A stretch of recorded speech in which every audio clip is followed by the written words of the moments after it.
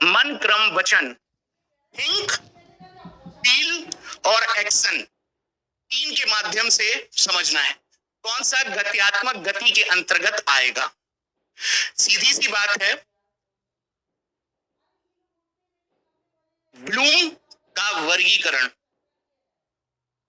से जुड़ा हुआ प्रश्न है और ब्लूम से जुड़ा हुआ ये क्रियात्मक आयाम गति वाले से जुड़ा हुआ है। बताइए यहां पर क्या आंसर होगा। अरे भाई, यहां पर बी विकल्प को आप ध्यान से देखिएगा। नियंत्रण का अर्थ होता है कंट्रोल और कंट्रोल का अर्थ होता है संतुलन। और मान के चलिए यदि मुझे कोई गाड़ी चलाना सीखना है या मुझे जिम्नास्टिक की ट्रेनिंग लेनी है और अभी एप्लीकेशन की क्लास में और ब्लूम में मैंने यही बताया था कि टेक्सोनॉमी केवल नॉलेज के स्तर पर नहीं होती, इमोशंस के स्तर पे नहीं होती, आपको एक्शन काम करके भी देखना पड़ता है, हाथों के द्वारा, गति के द्वारा। और जब गति के द्वारा चाहे आप जिम्नास्ट का काम करें या गाड़ी चलाना सीखें, एक ऐसी स्थिति में आप जरूर प्रवेश करेंगे जब आप शरीर के अंगों को उस विषय वस्तु के साथ तालमेल के साथ संतुलन करना स्थापित कर लेंगे। तो ध्यान रखना, नियंत्रण, कंट्रोल, संतुलन जो है वो ब्लूम के वर्गीकरण के क्रियात्मक पक्ष से जुड़ा हुआ मामला है, एक्शन से। बाकी अगर आप ध्यान से देखोगे, ये मूल्य की बात कर दी तो ये ब्लूम तो है लेकिन भावात्मक अफेक्टिव डोमेन से है। विश्लेषण जो है मानसिक स्तर पर है तो ये आपका संज्ञानात्मक स्तर पर है। और व्यवस्थापन को हम संगठन के नाम से जानते हैं और ये हमने कितनी बार आपसे कहा था कि ये आपका भावात्मक में आता है। तो सिंपल सा फंडा जो आपको आंसर चाहिए था, यहां पर बी विकल्प मिल गया। यहां पर ध्यान से देखिएगा, ब्लूम की टेक्सोनॉमी आपके लिए महत्वपूर्ण है, यहां पर ध्यान रखिएगा। अगले प्रश्न पर आएंगे यहां पर, जिसका नाम एडगर डेल है और एडगर डेल ने टीएलएम का शंकु दिया था। ये आप ध्यान में रखिएगा, ये साइड की जानकारी आपको पता होना चाहिए। एक साइड यहाँ पे स्लाइड लिखा हुआ है, बी में फिल्म स्ट्रिप लिखा हुआ है, सी में चार्ट पेपर है और डी में प्रोजेक्टर है। और कल ही हमने आपको बताया था कि प्रक्षेपी सामग्रियां वो सामग्रियां होती हैं, अगर एक प्रक्षेपी है तो दूसरा अप्रक्षेपी भी होगा। और प्रक्षेपी में क्या होता है कि हम विषय वस्तु को लेंस के माध्यम से या पर्दे के माध्यम से या बिजली के माध्यम से चित्र को बड़ा करके बताते हैं। जैसे मूवी हॉल में जाते हो या प्रोजेक्टर को ध्यान से देखो, बिजली का इस्तेमाल करता है और लेंस के माध्यम से इमेज को बड़ा करने का काम करेगा। तो जहां पर्दा आ जाए, जहां बिजली आ जाए, जहां प्रतिबिंब को बड़ा करने की बात करे और प्रतिबिंब सामने बात करे, चार्ट पेपर को आप ध्यान से देखो, ना तो कोई बिजली का इस्तेमाल होता है, ये सामने केवल और केवल दृश्य सामग्री है, ये आपकी प्रक्षेपी में नहीं आती। इस बात को ध्यान में रखिए। और बाकी बचे हुए सारे के सारे प्रोजेक्टर हो, फिल्म स्ट्रिप हो, स्लाइड, ये तीनों के तीनों आपके प्रक्षेपी में आएंगे। चार्ट पेपर अगर मान के चलिए ये ही मेरे पास अगर चार्ट पेपर है तो आप खुद ध्यान से देखिए, ये दृश्य सामग्री है, कोई बिजली नहीं है, कोई लाइट नहीं है, कोई लेंस नहीं है। मेरी क्लास में यहाँ पर प्रोजेक्टर लगा है, वो चीजों को बड़ा करके प्रतिबिंब बता रहा है। तो तुरंत ध्यान में रखिएगा, प्रक्षेपी सामग्री जैसे कि और भी चीजें हैं, एपिडाइस्कोप वगैरह। अगले प्रश्न पर आएंगे, अधिगम सामग्री यानी कि टीएलएम के उपयोग से संपूर्ण भारत में शैक्षिक क्रांति लाई जा सकती है।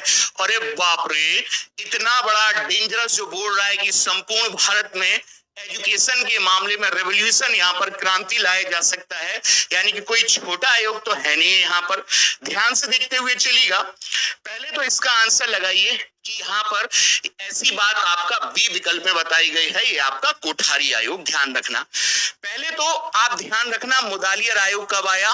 1952 में। और मुदालियर आयोग जो था वो माध्यमिक एजुकेशन में सुधार से रिलेटेड था। और लक्ष्मण स्वामी मुदालियर जो उस वक्त चेन्नई विश्वविद्यालय या मद्रास के उप कुलपति हुआ करते थे, ये आंसर नहीं है क्योंकि माध्यमिक एजुकेशन तक ही सीमित है। और उस वक्त एक ही ऐसा आयोग था जिसने देश के मामले में राष्ट्र शब्द का इस्तेमाल करा और एजुकेशन के बारे में उन्होंने ये कहा कि एक देश की, एक राष्ट्र की एजुकेशन के मामले में क्या हो सकता है। एक राष्ट्र को शिक्षा से जोड़कर शिक्षा को राष्ट्रीय महत्व का दर्जा अगर किसी ने दिया रखिएगा तो वो आपका कोठारी आयोग ही था, ध्यान में रखना। और दौलत सिंह कोठारी 1964 से 1966 जो देश का सबसे बड़ा आयोग, जिसने 10+2+3 का फॉर्मूला के साथ साथ देश की पहली शिक्षा नीति का रास्ता प्रशस्त किया था, आप यहां पर बी लगाएं। सी नंबर पे कृष्णन कुछ नहीं है, वो राधा कृष्णन होना चाहिए था। और राधा कृष्णन आयोग 1948 में आया था और राधा कृष्ण आयोग विश्वविद्यालय हायर एजुकेशन में सुधार से रिलेटेड और देश का पहला आयोग राधा कृष्णन आयोग था, इस बात को ध्यान रखिएगा।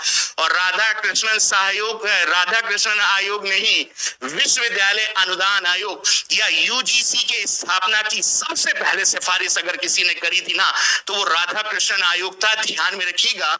ये है यूजीसी, जिसको यूनिवर्सिटी ग्रांट कमीशन या विश्वविद्यालय अनुदान आयोग के नाम से जाना।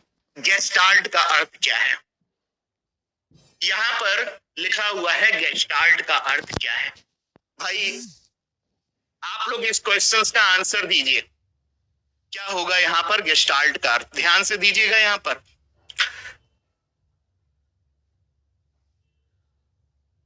ये लिख दिया मैंने गेस्टाल्टवाद और मैंने बगल में लिख दिया कि साहब ये तो जर्मन वर्ड है और इसका अर्थ होता है, मैंने लिख भी दिया, समग्र या पूर्ण। यहां पर ध्यान, हिंट दे दिया मैंने, ये लीजिए। अब आप लोग यहां पर सही आंसर, उत्साह नहीं, धारणा नहीं। गेस्टाल्ट का अर्थ होता है समग्र पिक्चर, यानी कि स्वाभाविक है यहां पर बी आंसर आप लोग लगाइएगा। कुछ लोगों को लग रहा होगा कि सर डी क्यों नहीं है? अरे अंतर्दृष्टि के लिए तो सूझबूझ शब्द का इस्तेमाल किया जाता है और वो आपका यहाँ पर इंसाइट मिलेगा।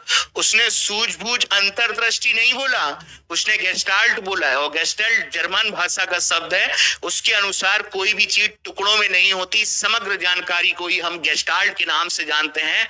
संपूर्ण परिस्थितियों को एक कर देना, जैसे कोहलर ने जब अपना अंतर्दृष्टि का सिद्धांत या इंसाइट सूझबूझ का सिद्धांत दिया था तो उसने साफ साफ ये बताया था कि अधूरी पिक्चर देखकर समस्या का समाधान नहीं होगा।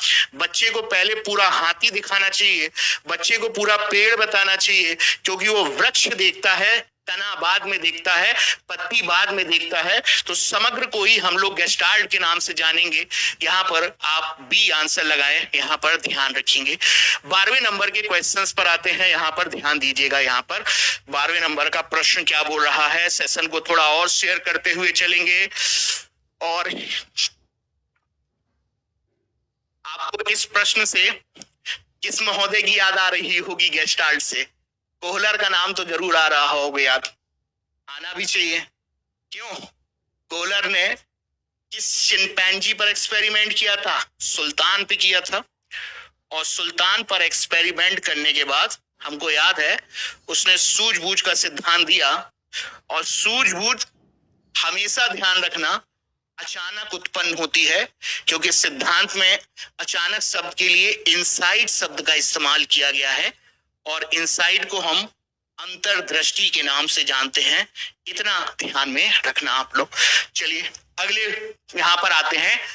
12वें नंबर का प्रश्न है। यहाँ पर 12वां क्वेश्चन क्या बोल रहा है, आप ध्यान से सुनते हुए चलेंगे। यहाँ पर थॉर्नडाइक के अधिगम सिद्धांत में प्रक्रिया तत्व नहीं है, क्या है यहाँ पर मामला? और 12वें नंबर का क्वेश्चंस आपको थॉर्नडाइक का नाम याद आ रहा होगा। भली भांति आप लोगों ने थॉर्नडाइक पढ़ रखा है। अरे सर, थॉर्नडाइक तो वही व्यक्ति था जिसने प्रयास त्रुटि एवं भूल का सिद्धांत दिया। थॉर्नडाइक तो वही व्यक्ति था जिसने कहा कि पहले एस आता है, बाद में आर आता है। एस को हम लोग उद्दीपक कहते हैं और आर को हम अनुक्रिया कहते हैं। यानी कि एस और आर में सबसे पहले एस और आर का जो अनुबंधन पेयर बनेगा उसमें एस आएगा। तो थॉर्नडाइक ने कहा था कि हम लोग गलती कर करके एरर के द्वारा सीखते हैं। ये बात बिल्कुल सही है। और याद करिए, पिंजड़े के अंदर बिल्ली के लिए पुनर्बलन दिया गया था, मछली प्लेट में बाहर लगाई गई थी ताकि देखा गया था कि मछली के होने से उसको कितना पुनर्बलन मिल रहा है। बाद में मछली हटाई थी तो पुनर्बलन बढ़ता है घटता है, ये भी है। और बाद बार बार पिंजड़े से बाहर निकलकर अभ्यास, और अभ्यास के दौरान उससे क्या होगी? त्रुटि, और त्रुटि अभ्यास को ही प्रयास त्रुटि के नाम से जानते हैं, जिसको हम ट्रायल एरर, और इसी से व्यक्ति बार बार अभ्यास करके सीखता है। लेकिन अपने सीखने के क्रम में थॉर्नडाइक ने घटनाओं को सोपान या क्रम से लगाने की बात नहीं करी। श्रृंखलागत के लिए तो रॉबर्ट गैने का नाम आता है, यहां पर ध्यान रखिएगा, क्योंकि रॉबर्ट गैने ने श्रृंखलाबद्ध सिद्धांत दिया है, और ये ध्यान रखना इनकी एक महत्वपूर्ण पुस्तक है। उस पुस्तक का नाम कंडीशन ऑफ लर्निंग हुआ करता था। ये लास्ट ईयर 2019 में पूछा गया प्रश्न था, यहां पर ध्यान रखना। चिंतन तो 11 वर्ष के बाद होता है, यानी कि ये विकल्प कट गया। परिकल्पना के आधार पर निगमन, ये भी 11 वर्ष के बाद होता है, ये अमूर्त से रिलेटेड है, ध्यान रखना। और ये अमूर्त वैसी दे रखा है, और प्रतिगति चिंतन को हम लोग रिफ्लेक्टिव थिंकिंग के नाम से जानते हैं, और रिफ्लेक्टिव थिंकिंग का अर्थ होता है उच्च कोटि की सोच का निर्माण करना, और उच्च कोटि 7 से 11 में नहीं आती, 11 वर्ष के बाद आता है, यानी कि ये भी नहीं है। यानी कि सीधा सा फंडामेंटल कॉन्सेप्ट यहां पर निकल कर आ रहा है। अगर शब्दों को पकड़ना जानते हैं तो प्रतिवर्तन का अर्थ होता है रिवर्स कर देना, और रिवर्स के लिए बच्चे यहां पर अंग्रेजी शब्द जरूर देखिए, वहां पर पलटा भी या विलोम शब्द लिखा होगा, जिसको विलोमीयता के नाम से जानते हैं, जहां पर 7 से 11 वर्ष के बच्चे जो हैं मूर्त अवस्था में पलटा भी या प्रतिवर्तन के कॉन्सेप्ट को समझ जाएंगे। जैसे भारत की राजधानी दिल्ली है, तो 7 से 11 वर्ष का बच्चा बताएगा भारत की राजधानी दिल्ली है, तो दिल्ली भारत की राजधानी है, यानी कि कथन को उसने पलट दिया। और कथन के पलटने का अर्थ ये है कि उसके अंदर विकेंद्रीकरण की समझ विकसित होने के कारण वो 3+4 भी कर सकता है, 4+3 भी कर सकता है, बर्फ से जल भी कर सकता है, और जल किससे आया? बर्फ भी कर सकता है। इस कॉन्सेप्ट को ही हम लोग रिवर्सिबिलिटी फॉर्मल स्कूल में, इंस्टीट्यूशन में, ध्यान रखना औपचारिक हो गया। कक्षा व्यवस्था में प्रयोग करना कठिन है। अरे साहब, आगमन तो उदाहरण पर आधारित होती है, प्रयोग पर आधारित होती है, इसको तो हम लोग क्लास में इस्तेमाल करेंगे ही करेंगे। अरे भाई, प्रयोजन आपका प्रोजेक्ट होता है, और प्रोजेक्ट आपके बाल केंद्रित होते हैं। स्कूल में हम बच्चों को प्रोजेक्ट जानबूझ के देते हैं ताकि बच्चे स्वयं करके सीखें। ये भी आपका स्कूल में इस्तेमाल क्लास में करेंगे, और हम चाहेंगे कि बच्चा एनालिसिस करके सीखे, ताकि चीजों को तोड़ तोड़ के उसका तार्किक क्षमता का निर्माण हो। विश्लेषण का भी इस्तेमाल करेंगे, लेकिन स्वाभाविक सी बात है निगमन यहाँ पर बेहतर नहीं माना जाएगा, क्योंकि निगमन यहाँ पर सूत्रों को या तथ्य को या नियम को रटने की वकालत करता है, और रटने की वकालत करने के कारण इसको क्लास में इस्तेमाल ना करें, क्योंकि ये इतना उचित रिजल्ट या परिणाम नहीं देगा, क्योंकि रटने से बच्चों की कभी भी खोज क्षमता का निर्माण नहीं होता। इसलिए निगमन बहुत बेहतर नहीं माना जाता। आगे बढ़ते हैं, आगे आएंगे यहाँ पर तीसरे दर्शाएंगे, जैसे वो बहुत बड़े हो गए हैं, बड़ों की तरह बर्ताव करेंगे, मैच्योर हो गए। वास्तविक में नहीं हुए, लेकिन उनका प्रदर्शन एक छोटा प्रदर्शन है, जिसको हम मिथ्या परिपक्वता के नाम से जानते हैं। और बालकों का यह व्यवहार जो है वो आपका बाल्यावस्था में, उत्तर बाल्यावस्था से रिलेटेड है। इस बात को ध्यान रखिएगा। और रॉस साहब ने ये बताया भी है, 9 से 10 वर्ष की आयु में बच्चा छोटा बड़ा बनने का प्रयास करेगा। दोस्तों, मैं आपको गोलमैन का कॉन्सेप्ट, डेनियल गोलमैन के कॉन्सेप्ट को समझाता हूं, जिसको हम इमोशनल इंटेलिजेंस के नाम से जानते हैं। अगर आपसे कोई इमोशनल इंटेलिजेंस का कॉन्सेप्ट पूछे तो इमोशनल का अर्थ भावात्मक या संवेगात्मक बुद्धि के नाम से जानते हैं। और डेनियल गोलमैन का मानना था कि व्यवहारिक जीवन जीने के लिए 80% योगदान इमोशनल इंटेलिजेंस का होता है। दोस्तों, 1990 के दशक में 2 महत्वपूर्ण व्यक्ति हुए हैं। एक व्यक्ति का नाम हुआ करता था डॉक्टर पीटर सैलोवे, पूरा नाम डॉक्टर पीटर सैलोवे, और डॉक्टर मेयर। ये 2 साइकोलॉजिस्ट थे जिन्होंने 1990 के दशक में सबसे पहले संवेगात्मक बुद्धि इमोशनल इंटेलिजेंस का इस्तेमाल किया। लेकिन बात तो महत्वपूर्ण ये है कि इन लोगों ने स्टार्टिंग करी, लेकिन उस स्टार्टिंग को बेहतर से बेहतर करने का काम अगर किसी ने किया तो वो डैनियल गोलमैन ने किया था। इसलिए डैनियल गोलमैन को संवेगात्मक बुद्धि का पिता माना जाता है। और इन्होंने बताया कि दैनिक जीवन में जो सफल व्यवहारिक बुद्धि होगी उसमें 80% योगदान जो होता है इमोशनल इंटेलिजेंस का होता है। देखो, कोई भी व्यक्ति जीवन में जब अपनी बुद्धि का विवेक का इस्तेमाल कर रहा है और संवेगों पर देखो, जीवन में कभी भी संवेग के आधार पर इमोशनल होकर बेहतर निर्णय नहीं लिए जा सकते। तो उस इमोशंस को किस तरीके से इस्तेमाल अपना ताकत बनाना है, उसमें विवेक, अपना प्रज्ञा, अपनी बुद्धि का इस्तेमाल करके देखो, व्यवहारिक जीवन में आप कितने परसेंटेज के साथ हो ये मैटर नहीं करता। मैटर ये करता है कि आप मार्केट में अपनी बातों से, अपनी निपुणता से, अपने कौशल से किसको किस तरीके से प्रभावित कर सकते हो। तो एक जो व्यवहारिक इंटेलिजेंस है, जो संवेगों से बिल्कुल गाइड ना होकर संवेगों को नियंत्रित करे और विवेक का इस्तेमाल करे, वो 80% इंटेलिजेंस डैनियल गोलमैन का है। और गोलमैन ने भी कहा भी था कि संवेगात्मक बुद्धि IQ से बड़ी होती है। ये उनकी पुस्तक का नाम भी था, यहाँ पर ध्यान रखना। 5वें पॉइंट पर आते हैं। 5वां क्वेश्चन आपके सामने है और 5वें क्वेश्चन को यहाँ पर ध्यान से देखिएगा। क्या बोलता है यहाँ पर, शिक्षण के संबंध में शिक्षण स्तर का सही क्रम क्या होगा। स्मरण यानी कि मेमोरी लेवल, ठीक है, सबसे पहले मेमोरी लेवल ही आया था। और शिक्षण के 3 ही स्तर होते हैं। चिंतन बाद में आता है, ध्यान रखना। बोध सेकंड पे आता है समझ से। इसलिए आपका ए विकल्प आपका गलत हो जाएगा, दिख भी रहा है। आगे आएंगे, सेकंड देखते हैं। ये मेमोरी लिखा है, बिल्कुल बात सही है, प्रारंभ में मेमोरी लेवल। दूसरे पर समझते हैं, अर्थ करते हैं। अर्थ का अर्थ होता है समझ, मीनिंग करना। जिसको अर्थ समझ में आ गया तो उसको बोध हो ही जाएगा। और एंड में हम चिंतन करते हैं, तार्किक चिंतन, अमूर्त चिंतन। तो पहला, दूसरा, तीसरा 100% आपका बिल्कुल सही होगा। जैसा कि आपने देखा होगा, प्रारंभिक स्तर पर विषय वस्तु सरल होती है, जहां बच्चे वस्तु को याद करते हैं। प्राथमिक स्तर पर, जब सेकेंडरी स्तर पर जाते हैं तो हम समझ का निर्माण करते हैं, बोलते हैं कि समझा के दिखाओ, इसका अर्थ समझा के बताओ, तो वो अंडरस्टैंडिंग बोध स्तर।